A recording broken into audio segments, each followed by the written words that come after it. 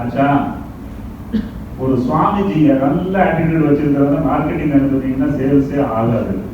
கதை பேசிட்டு உங்ககிட்ட வந்து சொல்லுவான், அவன் ஏன் வாங்கல.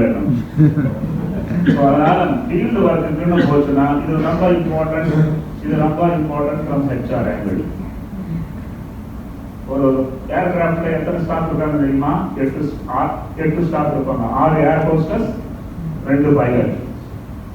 இதுல ஏர் ஹோஸ்டர் பியூட்டிஃபுல்லா இருக்கணும், பைலட் இன்டெலிஜென்ட்டா இருக்கணும். உண்டா இல்லையா? பைலட் பியூட்டிஃபுல்லாகவும் ஏர் ஹோஸ்ட் இன்டெலிஜென்ட்டா இருக்க வேண்டிய தேவை இல்லை. அது பிரச்சனை வேற. ஏன் தெரியுமா? அந்த ஏர் ஹோஸ்டஸுக்கு சொன்ன இன்ஸ்ட்ரக்ஷனை திருப்பி அதே இன்ஸ்ட்ரக்ஷனை எல்லா ஃபிளைட்லயும் லைஃப் லாங்கா சொல்லிட்டு இருக்கணும். உண்டா இல்லையா?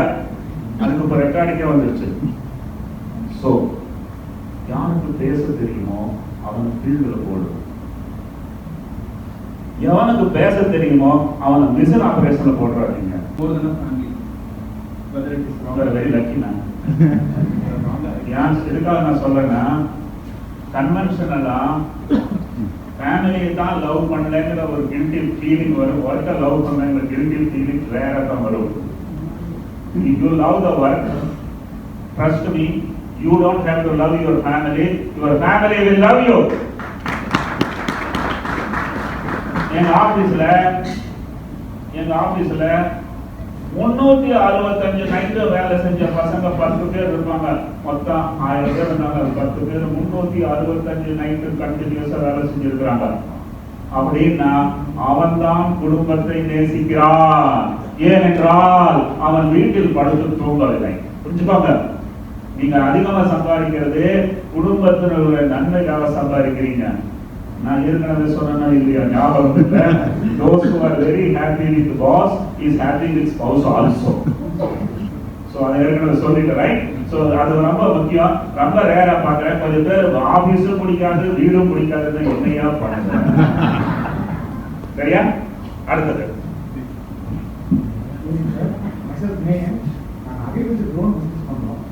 என்னோட கொஸ்டின் ஹெச்ஆர் சைடில் ஒரு எம்ப்ளாய் சூஸ் பண்ணும்போது 2 கேட்டகரியாக வச்சுக்கலாம் சொல்கிறாங்க.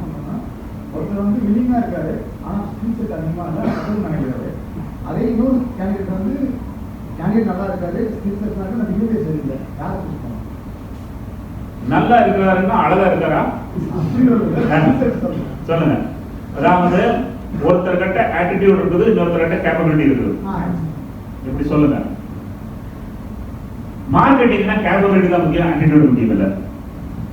ஏன்னா அவங்க மார்க்கெட்ல விற்கிறதுக்கு திறமை இருக்குதுன்னா அவங்க எம்ப்ளாய் பண்ணுங்க. அவனுக்கு எக்ஸ்ட்ரா இன்கம் வருதுன்னா அது இது இந்த வருமானம் வேற பக்கம் கிடைக்காதுன்னா ஆட்டிடியூடு கொஞ்சம் இம்ப்ரூவ் ஆகும். ஆச்சா, ஒரு சுவாமிஜிய நல்ல ஆட்டிடியூட் வச்சிருக்கிறவங்க மார்க்கெட்டிங் அனுப்புனீங்கன்னா சேல்ஸே ஆகாது. கதை பேசிட்டு உங்ககிட்ட வந்து சொல்லுவான், அவன் ஏன் வாங்கல. அதனால ஃபீல்டு ஒர்க்குன்னு போச்சுன்னா இது ரொம்ப important from HR angle.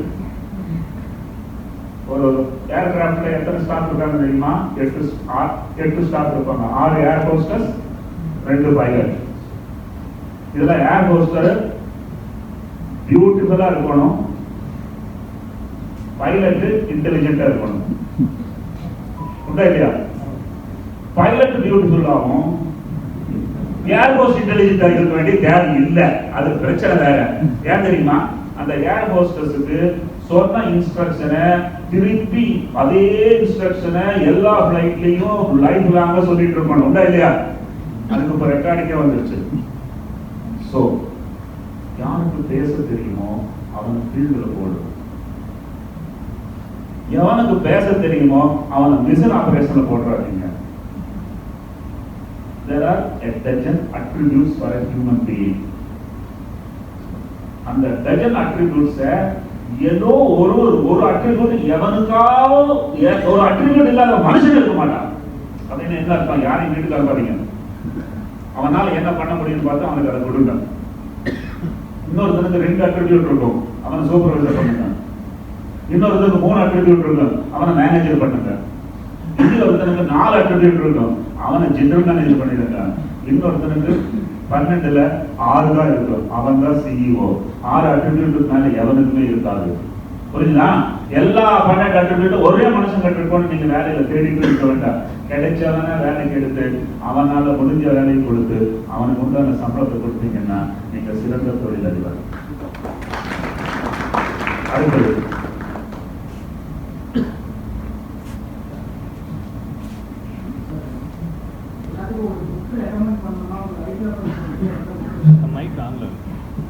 Mic on ஆகல. அந்த கேள்வி கேட்டது நான் பதில் சொல்லாங்க. நீங்க எங்களுக்கெல்லாம் ஒரு புக் ரெக்கமெண்ட் பண்றதுன்னா எந்த புக் சார் ரெக்கமெண்ட் பண்ணுறேன்னு கேட்கிறாரு. நானே எந்த புக்கு படிக்கலன்னு உங்களுக்கு எப்படி சார் ரெக்கமெண்ட் பண்றேன்? நான் யார் புக்கையும் படிச்சா 10 பக்கத்துக்கு அப்புறம் நான் பண்ண தானே இவனும் பண்ணியிருக்கிறான். படிக்கவே இது என்னுடைய பலமா பலவீனமா தெரியாது. ஒரு மனிதன் எழுதின புக்கை படிக்க மாட்டேன். அப்படின்னா உங்களுக்கு அறிவு எங்கிருந்து சார் வரும்னு அவர் கேட்கிறாரு. நியூஸ் பேப்பர் படிப்பேன். முதல்ல 20 வருஷம் தமிழ தினமணின்னு ஒரு நியூஸ் பேப்பர் வந்துட்டு இருந்தது. அதைய ரெகுலரா படித்தேன். இது ஊரை விட்டு பாம்பே போறதுக்கு தைரியம் வந்துருச்சு. நான் நியூஸ் பேப்பர் படிக்காம தைரியம் வந்திருக்காரு.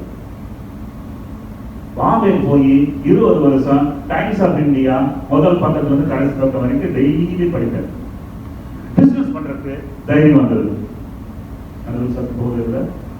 பிசினஸ் பண்றதுக்கு தைரியம் வந்தது. பிசினஸ் நுழைஞ்சு 20 வருஷம் எக்கனாமிக் டைம்ஸ் படிச்சேன். லிஸ்ட் பண்றதுக்கு தைரியம் வந்தது. எக்ஸிட் பண்றதுக்கு தைரியம் வந்தது. புரியுதா என்ன சொல்றேங்க? ரொம்ப இம்பார்ட்டன்ட் நீங்க படிக்கணும். ரொம்ப இம்பார்ட்டன்ட் நீங்க செய்யற தொழிலை பத்தி அந்த தொழில் துறையில் இருக்கிற புத்தகங்களை படிக்கணும். அதுக்கப்புறம் நீங்க நியூஸ் பேப்பர்களை படிச்சீங்கன்னா உங்களுக்கு உலகத்துல என்ன நடக்குதுன்னு தெரியும். யாராவது புத்தகத்தை நீங்க படிச்சீங்கன்னா அதனால பெரிய இம்பாக்ட் வர்ற மாதிரி எனக்கு ஒரு ஃபீலிங் இல்லை. பட் எக்ஸ்ட்ரா டைம் வந்து என்ன வேணாலும் படிங்க. பட் முதல்ல நியூஸ் பேப்பர், 2வது உங்க தொழில் சார்ந்த புத்தகங்கள், இது 2 தான் ரொம்ப இம்பார்ட்டன்ட். மற்றதை பற்றி நீங்க இந்த மார்க் ஜுக்கர்பர்க் ஒருத்தர் இருக்கான் பாருங்க. அவன் மாதிரி அட்டோடி இந்த உலகத்துல யாருமே பண்ணல. அவன் 20 வயசுலயோ 22 வயசுலயோ பில்லியனர் ஆயிட்டானா. ஒருத்தரவன் எல்லாரும் ஜுக்கர்பர்க் தான் பண்ணுறான். 8 பில்லியன் பாப்புலேஷன், 800 கோடி பாப்புலேஷன். அதுல 8 மார்க் ஜுக்கர்பர்க் கோடி இல்ல அப்படின்னு என்ன அர்த்தம்? 100 கோடிக்கே ஒருத்தர் இல்லப்பா. நீ கிட்ஸ் எல்லா ஸ்கூல்ல படிக்கிற கிட்ஸ் நான் ஜுக்கர்பர்க் ஆக நினைக்கிறது தவறு. நான் விஞ்ஞான ரீதியா சொல்ல புரிஞ்சுக்கோங்க. பில்லியன்ல ஒருத்தர் தான் சக்சஸ். 20 வயசுக்கு முன்னாடி பிசினஸ் ஸ்டார்ட் பண்ணான். 25 வயசுக்கு முன்னாடி ஸ்டார்ட் பண்ணா என்ன 100 பில்லியன்ல ஒருத்தன் 20 வயசுக்கு முன்னாடி ஸ்டார்ட் பண்ணான். 1 பில்லியனுக்கு ஒருத்தன் 25 வரைக்கும் ஸ்டார்ட் பண்ணான். 30 வரைக்கும் ஸ்டார்ட் பண்ணா ஒரு பில்லியனுக்கு ஒருத்தன் 35 வயசுக்கு அப்புறம் ஸ்டார்ட் பண்ணா 1000ல ஒருத்தன். புரிஞ்சுதா? வெற்றி என்பது சான்ஸ் ரொம்ப ரொம்ப குறைவு. அதனால பார்த்து யோசிச்சு அதைய பண்ணணும். இதுக்கு ஒரு பஞ்ச்லைன் இருக்கிற நல்லா கேட்டுக்கோங்க. Don't try to become a billionaire before you meet your father-in-law. But you must become a billionaire before you meet your son-in-law. புரிஞ்சுதா? 60 வயசுல பில்லியனர் ஆகணும்னு ஆசைப்படுறது நியாயமான ஆசை. இனி ஒன்னும் சொல்றேன் கேட்டுக்கோங்க. Success is never a problem. Sustaining the success is the biggest problem. அந்த சக்சஸ் ரொம்ப எளிமையா வந்ததுன்னா அது சஸ்டெயின் பண்ண முடியாது. இதெல்லாம் என்னுடைய இன்புட்ஸ். 37 வயசு வரைக்கும் நான் பிசினஸ் பண்ணுவேன்னு நினைக்கலங்கிறது எனக்கு ரொம்ப சந்தோஷமா இருக்கு. ஏன்னா அது பண்ணிருந்தேன்னா வெற்றி வந்திருக்குமா இல்லையா தெரியாது.